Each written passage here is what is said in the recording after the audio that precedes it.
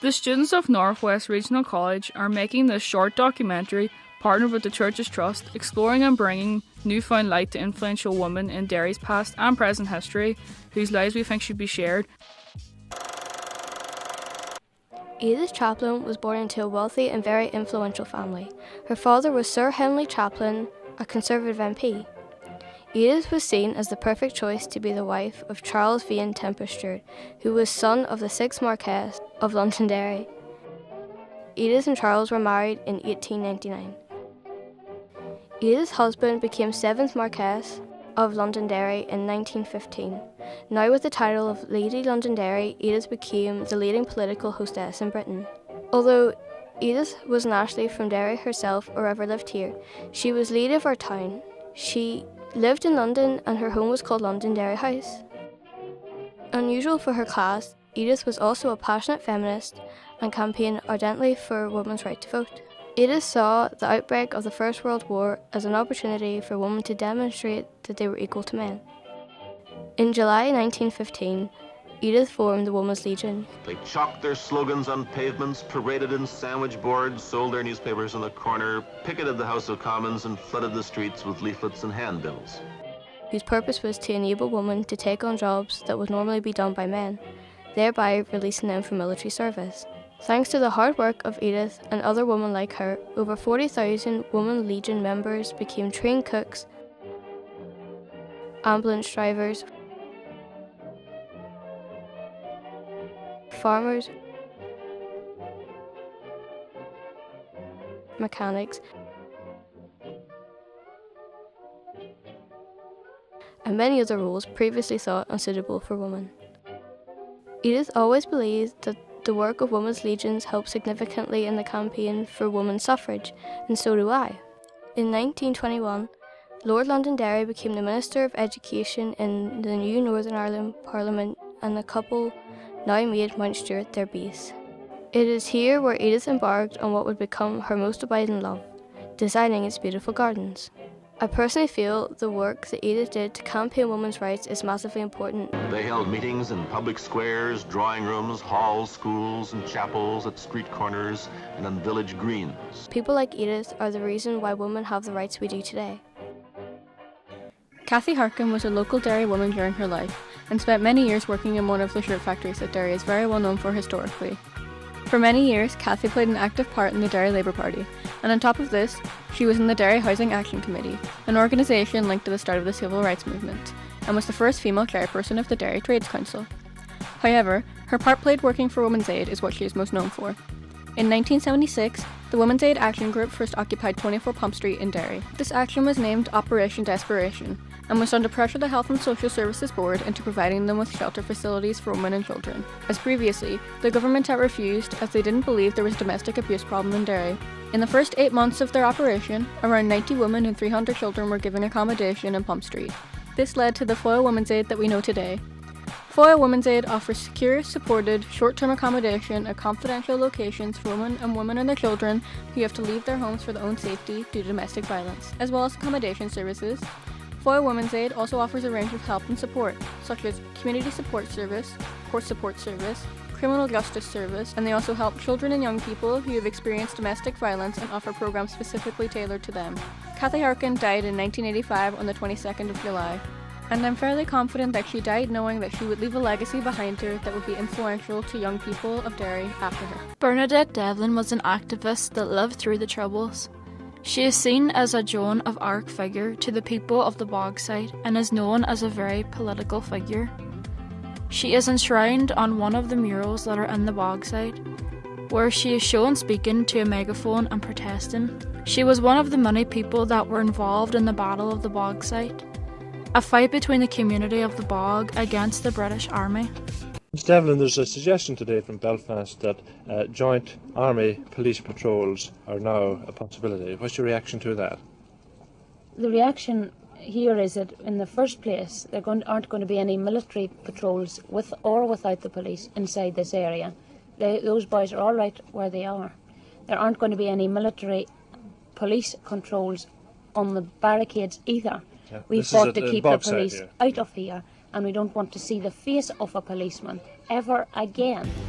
This was a defining factor within Bernadette's life, as after she was arrested for rioting, she declared that she intended to sit in Parliament as an independent socialist. As she was a leading political activist, there were people that wanted her out of the picture, and there was an attempt on her life in 1981, where 3 loyalists broke into her house and shot her 9 times. Even after the Troubles were ended, she continued to be a political activist and fight for civil rights, including women's rights and human rights. My local heroine is Yvonne King, who works at the Nerve Centre and is involved with a wide range of music, arts and film making in Derry. I met Yvonne through my course at Northwest Regional College Media, where my lecturer encouraged us to apply for British Film Academy as part of our additional studies. Between the 2 places, I have had great opportunities to develop my filmmaking skill. I started working in the Nerve Centre in 2011. I went in to do a role as a production assistant on the official City of Culture programme that the city was subsequently awarded. My work in the Nerve Centre is across a number of different projects, so BFI Film Academy would be one of my main programmes, and I manage the competitions and Foyle Film Festival as well. The Foyle Film Festival is a highlight in the Derry calendar, and Yvonne is a key player in bringing this competition and film festival to Derry. As well as into film and the Wants to Watch young film programmers as well. I love working with young people. I love the energy and the creativity and the ideas every year that seem to get more bonkers, but I like that. I love working on the Foyle Film Festival competitions programme. Movies in Mind this year for me was a particularly special project because it was looking at the area of mental health and well-being and looking at how arts is an essential part of the process for forming interventions, for raising awareness and for getting a message out there about the stacks of issues around mental health, young people and the difficulty that people have in the city. Yvonne also spoke to me about the Nerve Centre partnership with Northwest Regional College. The Nerve Centre's working partnership with Northwest Regional College is an essential part of my work.